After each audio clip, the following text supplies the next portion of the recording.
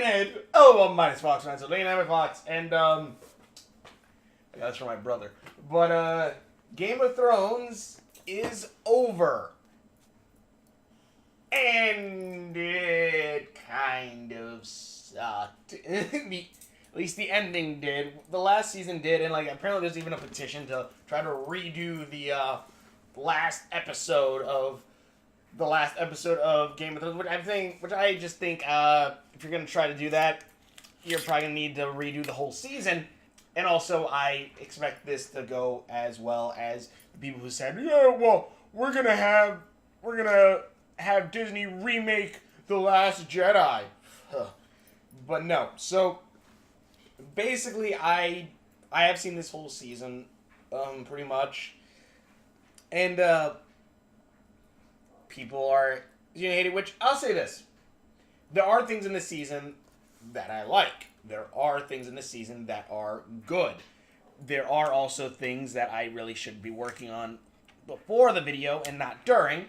But there are things in this season which sucked tremendously. Basically, give my thoughts on how this could have easily been avoided and fixed. So basically, episode by episode, saying how they could have, well, had this done right, had it fixed. And so yeah, just if you want, hear me out. Basically, and again, I just want to go through how they could easily have fixed this and given us a more satisfying conclusion. And mind you, this is like a rough draft. This is just borderline a skeleton of what I think could happen. I came up with this within like the hour or so. Basically, episode 1, pretty much fine. Honestly, episode 1 of this season was good. The only thing I would change is that Tyrion gets a letter from Xerxes saying that she can't send her army north. Why? They're actually setting up. Cersei says that she's setting up. She's gaining forces as well as keeping the King's Landing secure, making it basically to where if the dead do break through the line of defense through the north, that they have somewhere to fall back on. So the city will be, protected. And mind you, everyone will still say, "Do you actually believe that?" And like everyone will be like, "Wow, we thought you were the smart one." And something like that. Like you could have it to where it's still like that. And again, like that's really the only difference I would change in the first episode. The second episode, pretty much the same thing again. It's leading up to the Battle of Winterfell with against the Night King and the Dead. Everything pretty much happens how it does in then. Cool. The only thing I would change is that the whole thing with Jaime and Brienne, where again you have the beginning where Jaime and Brienne knight each other and stuff like that, but then I say after that you have the part where they sleep together. You have it around that point. Maybe they do get a little bit drunk, and maybe that's when that happens. Who knows? Basically, have it to where it happens around that point in time. Maybe not get drunk because that probably getting drunk right before a battle wouldn't be the smartest idea, but whatever. Episode 3, again, plays out pretty much how the actual episode did. The only difference I would have is maybe a throwaway line that says, "Oh, the Dothraki, though they're loyal to Dany, they really only know one way of fighting: running in, yelling as they're riding on their horses." We can still have it to where like the Red Woman's like comes in, she's like, "Let me try to help even your odds," and makes their swords on fire. But again, maybe that's just the whole thing. Like, oh, the Dothraki really, they're like, okay, fine. If that's the only way you know how to fight, just run in and try to fight. The end. Go. All right. Then again, same thing. Episode plays out how it did before. But I would say a couple more big name characters die. More specifically, Brienne. Definitely Brienne. Brienne should have died in this thing, and it's not because I hate the actress or anything like that. No, I like Captain Phasma. Let me rephrase that. I like the actress. Captain Phasma sucks. TR-8R is better. But yeah, Brienne. But yeah, so Brienne dies. Sam, maybe helping Jon try to get to the Night King, also dies. Because then you can kind of have that whole thing with Jon, like saying I'm sorry to like his kids and stuff like that. And Missandei dies.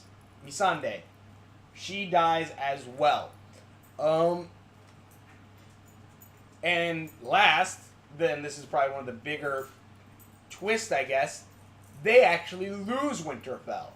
The dead actually swarm and they take Winterfell. Dany, with her extremely dwindled forces, says, "Yeah, we need to go. We need to get out of here. Gone." They leave. And they retreat from Winterfell. Bran is also was used as bait, and Bran basically just stays put. He's like, "No, I'm not leaving." They say like, "Well, no, you're like, no, I'm not leaving." He stays. Everyone leaves. The Night King kind of goes, "Let them leave. We're gonna go kill them anyways." Goes to Bran, but right before the Night King kills Bran, Bran wargs into a crow and flies away as a crow while his body gets killed. I don't know, like that. Again, that was just a thing of that, but yeah, Bran's dead. Episode 4, Dany and Jon head to King's Landing along with their destroyed armies. You can even have it to where Jon still goes through horseback while Dany takes the fleet. Takes the fleet there. But Jon, they say that, but before they leave, Jon says like, if let's say Cersei was telling the truth, if Cersei was getting the city ready for King's Landing, just in case the dead break through, just in case, King's Landing will probably be one of the best places to hold up. It is one of the better places that they could go. So, but yeah, so Dany flies south with with her dragons along with her fleet, and they fly towards King's Landing, and they see that King's Landing does look like it's actually being way more well fortified. They see that they have the Golden Company out front. They have people manning the walls just in case, keeping lookout. Great. And she even sees the Iron Fleet, which is like, all right, cool. Like, this actually looks like we might be able to win. But then, of course, the Iron Fleet then opens fire on Dany because Cersei wants Dany dead. They fire those crossbows and stuff like that, but it actually misses her dragons. It actually misses them. Let's see here. Lucera killing off more of Dany. And then, but even though missing Dany's army, they do turn their guns to Dany's fleet and starts opening fire on them, killing a couple more of those on the boats. Though Dany, what she does is, because she probably like burns a couple of ships, or she can't. No, actually, no, she doesn't get to burn the ships, but she does fly into King's Landing, burning some of the giant crossbows or whatever that are on the walls, burning some of those, and flying actually into King's Landing, and landing on one of the tallest buildings because those are what lands on one of the tallest buildings. And what she does is she tries to give a speech to the people, saying how she's not there to kill them or anything like that, or that she's there to or that she doesn't even bring up like trying to liberate them. She basically just brings up, hey, the dead are coming. We all have to work together and fight. But giving a speech about the dead, how they have to band together.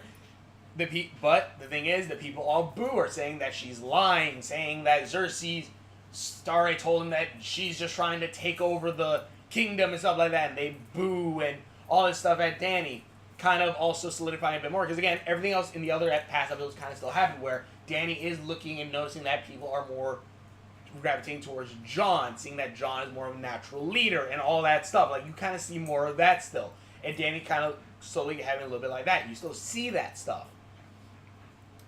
But the thing is, coming now, like, people are booing her, going, like, stuff like that, and calling her the Mad Targaryen Queen, the Mad Queen, and stuff like that. But then, as, like, Dany's, like, looking and trying to, like, please stop, that's when Cersei just goes, fire. And one of the other crosses, because, again, Dany has taken out all of them, fires, and kills her second dragon. Not Drogon, the other dragon. John, the one John was riding. That dragon, dead. That dragon dies, falls into the city, bloody, all that stuff. Dany, the people of King's Landing are clapping like, "Whoa, yeah, down with the Mad Queen!" Stuff like that. Hammering in further to Dany that the people of King's Landing don't want her. And also, while this is all going on, side note, Jaime is basically kind of becoming a drunk. He's kind of falling into his older habits, even acting how he did before all of this character development because of Brienne's death, because of grief, because of loss of losing basically the second woman he's ever kind of liked or loved. You have Tyrion, like, commenting on, like, hey, being the drunk's my thing. Something like that, try to raise his brother's spirits. Episode 5 happens similar to how the actual episode 5 happens. Dany has locked herself away for a couple days in Craggy Rock. Can't remember what the hell it's called. Basically, that dragon place. Locks herself up in there. Hasn't been eating. Looked like she's even going a little bit crazy and stuff like that. But because she lost basically one of her quote unquote kids, and also the people apparently hate her. That she said that, oh, I'm going to liberate them. She looks completely utterly destroyed. And the people not, accepting her claim to the throne. Everyone else tries to snap her out of it, but to no avail, except for Jon, who brings up it's snowing, because it'll start snowing at this point. It's snowing out, and the dead are almost at King's Landing. And that if she wants to show her people that who their queen actually is, who cares for them, that they should protect them. That should protect them even if they don't want her. Then we'll come back to King's Landing, where the Golden Company, where like they've seen like in the distance, like there's an army coming, and they're like, maybe it's Daenerys' army. So like everyone gets ready, the Iron Fleet gets ready, the Golden Company gets ready, and they're ready to fight Dany's army. Though eventually they find out as the snow comes in, no. It's not Dany's army that's coming. It's actually the Night Kings as the army of the dead basically ransack the place. As the army of dead come to attack. Here, I just lost my place. Damn it.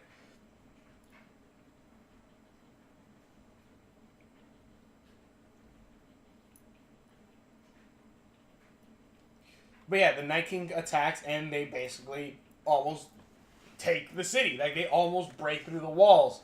Though right when it seems like King's Landing's walls will be breached, that's when Dany rides in with her dragon, burning the dead, like, burning the front end of the dead. And then, like, what's left of her army also backing up Cersei's forces, fighting together. Cersei's forces, Dany's forces having the obsidian weapons that they could use to fight, maybe even giving some to Cersei's army, as well as, or what's left of Cersei's army, as well as, maybe Cersei's army also has some wildfire laying about, because there was wildfire at the end of the episode, but that's, end of episode, 6? But that's never, or episode 5, that's never really brought up again. So yeah, they just start burning all of it, burning all that shit, burning the dead and stuff like that. Let's see, left of the forces, obsidian weapons. It could even still look like the dead might win, breaking down King's Landing wall and starting to ransack the city, attacking people and stuff like that. And maybe even the Night King's bringing the dead back up and bringing more of his army. You can even have it to where it's a very similar scene to like Jon had at Winterfell in the actual episode, where Jon and the Night King, Jon's rushing at the Night King, but you can actually have the two fighting each other, the Valyrian steel against the ice sword, and ting, ting, ting, stuff like that. But it does actually look like Jon is going to lose. It looks like Jon might die, but then right when it looks like Jon's about to get killed, that's when Arya jumps in and goes in, stab the Night King. You have a whole similar scene. Stab, Night King dead, kills off all of the White Walkers. All of them are dead. People are cheering. Whoa, yeah! Arya's whole thing where killing the guy with blue eyes is done. And again, you hear people cheering for Queen Dany Targaryen. Like they're Daenerys Targaryen. They're cheering her name. Dany even gaining a bit of a smile. She looks over her new kingdom. The people seeming like they actually trust her again, and all that stuff. That looks like they're like, fuck Cersei, she lied to us, and all that shit.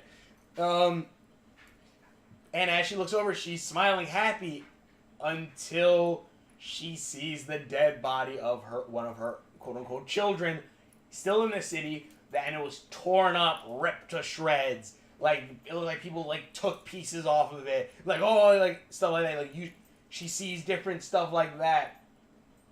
And that's when the people immediately, like, not only a couple days beforehand, booing her, telling her to get out, saying that they want... that they cheered at her child, basically her child's death and all that stuff, and you see all that playing on Dany's face. It's like you hear like the cheers of now with the boos and stuff from then, and all going in her head, and that's when and then that's what sets her off the deep end. This is when she realizes that people will go against her just as fast as they accepted her.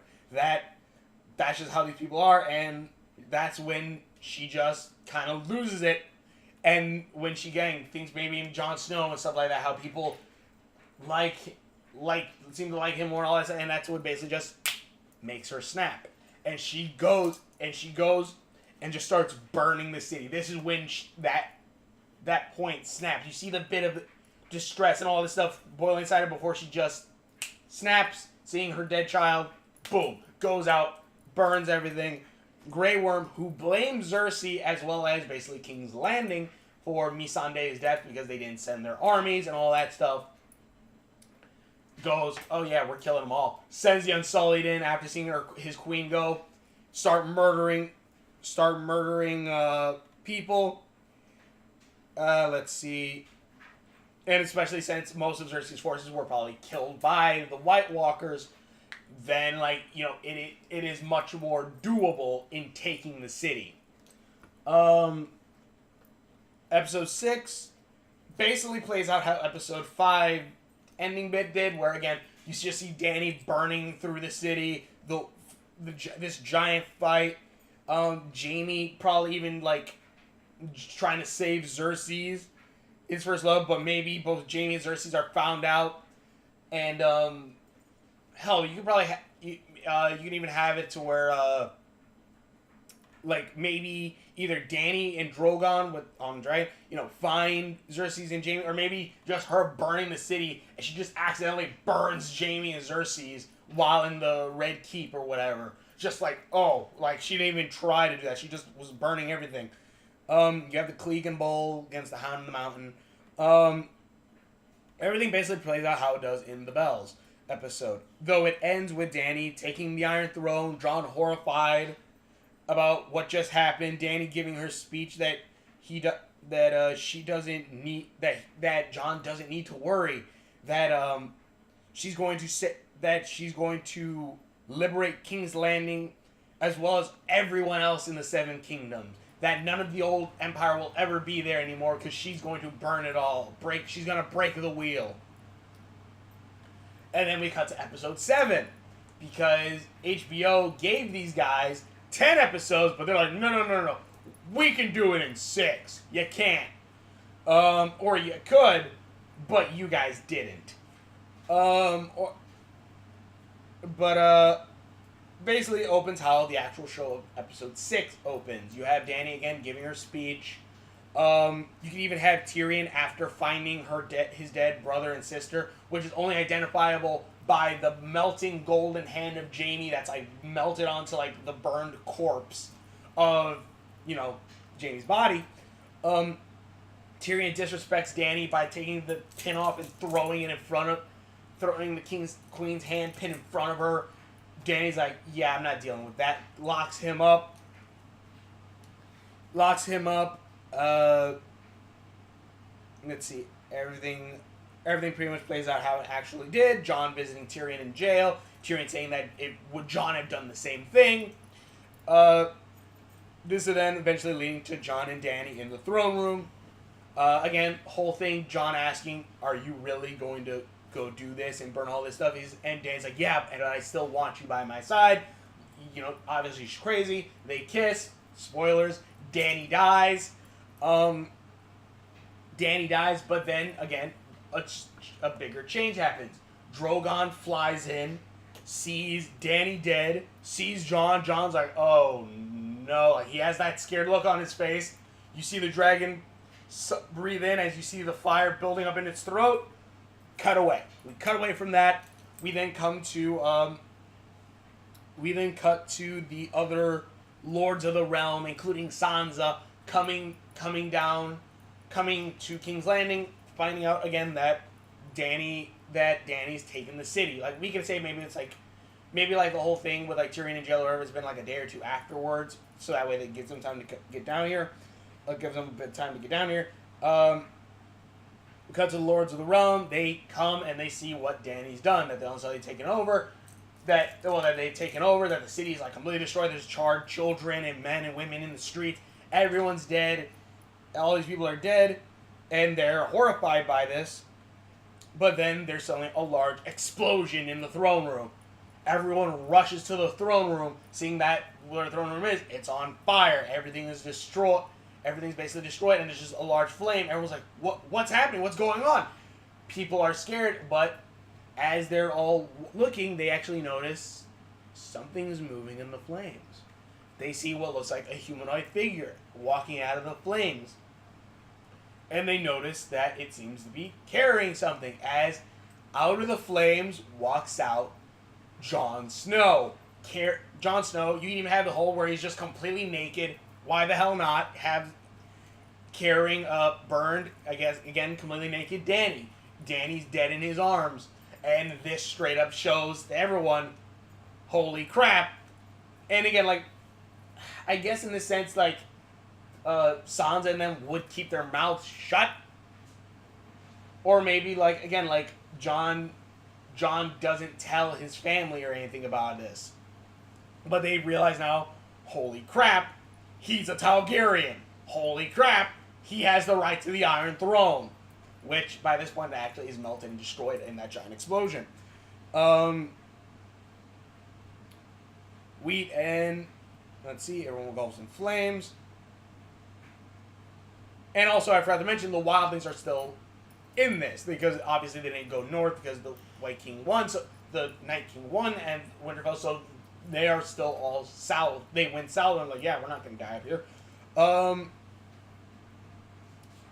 Let's see. Unburned, and yeah, they walk out completely unburned. Jon carrying the body of Daenerys. We can probably cut to a bit later. Jon is said to be named king by his bloodline, but he's still locked up in prison by the Unsullied because they want justice. Eventually, Jon, Tyrion, and the other lords believe that the next king shouldn't be based off of bloodlines, but must be chosen. Must be chosen as it does in the show. But to do so, it would be easier if someone with a claim to the throne is the one who gives this order and is someone who takes up arms. And it has to be someone with a good story to back them up. And basically that's when you have it. Someone with bloodline transition, someone who could rule over the Seven Kingdoms for a bit, and then eventually when they die, the lords can choose. They make the law that when he dies, the lords choose who the next king would be. And again, they had to be someone with a good story, which they bring up that they should pick someone who first thought they were a bastard for the longest time before regaining his true name, who helped fight off the dead and was important to that, and quote unquote came back to the city to save it from a mad ruler like his father before him. And that's when they elect Gendry to become the new king. Because, one, it's like, oh, like they're talking about Jon, obviously. But no, they're talking about Gendry. Gendry is the bastard of Robert Baratheon and, if I remember correctly his name, Robert Baratheon, and he could become king. He says he first says like he doesn't want it, but they wanted to have it. The Unsullied say, but they still want justice. But so Gendry said, so they elect that. Okay, then why don't we quote unquote banish Jon to Castle Black, where he could then be there and not father any children and be stuck in the coldest place forever and blah blah blah blah blah. And they're like, okay, yeah. And then everything plays out similar to how it is. Sansa becomes, I guess, Queen of the North. Hopefully dies later. I don't really like Sansa. Arya is like, yeah, fuck Westeros. Rides off on a ship and goes to what's west of Westeros to find Maricus, I guess, I don't know. And Jon looks like he's, and Jon and some other thing happens, which actually is a scene I really liked in the actual episode, where Jon goes north, meets up with Ghost. Hell yeah. Meets up with Ghost, pets him, sees his wildling friends, and basically they're like, yeah. And he goes, yeah, fuck this place. And he leaves to go live with the wildlings. He goes to become the true king of the king of the true North.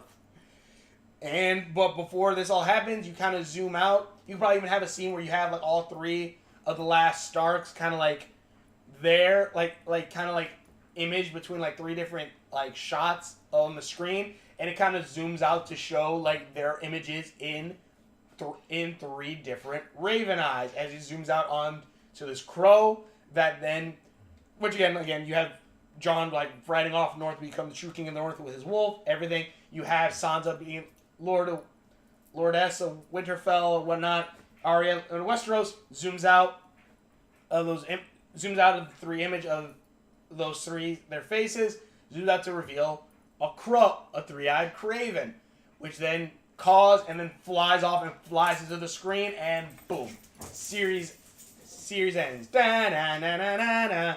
And that's the end. Like, that's the end of Game of Thrones.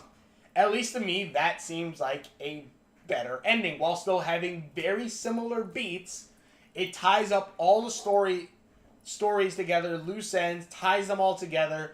Again, you can have the whole thing where, what are these side characters doing? Sure. You have that, and boom, you have it. Gendry's king until he dies, and then passes that on to whoever else the lords choose. Jon is the true king of the North with his wolf. And they all live, quote unquote, happily ever after, I guess. Yeah, there's still some dead. Maybe even Tormund maybe dies earlier, but I want Tormund to live. But yeah, like, you can still have that stuff. You can still have things like that happen. And again, it's not maybe the greatest thing, but I just think this would be a much better ending. But I don't know. Tell me what you guys think in the comments below. Thanks for watching. This video is probably way too long, and I apologize for that, but hopefully you guys enjoy this. Tell me what you guys think. Is this a better ending to Game of Thrones than the actual Game of Thrones endings? I don't know. There's apparently going to be spin-offs, but I would want them to be like, you know what? We're going to remake the season 8. I doubt they'll do that. Or maybe, like, hell, like, maybe they do, quote-unquote, remake season 8, but they re-edit it. And maybe, like, they do reshoot some scenes, but they re-edit certain bits. And they can still have most scenes, like the Battle of Winterfell and stuff like that. Again, just quick throwaway lines. And they can probably still make most of the footage work. And they just have to re-edit something and maybe record some new scenes.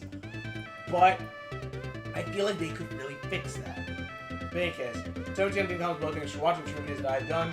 Links are on my Facebook, are on there, so please share them in the videos, and we will. See you later.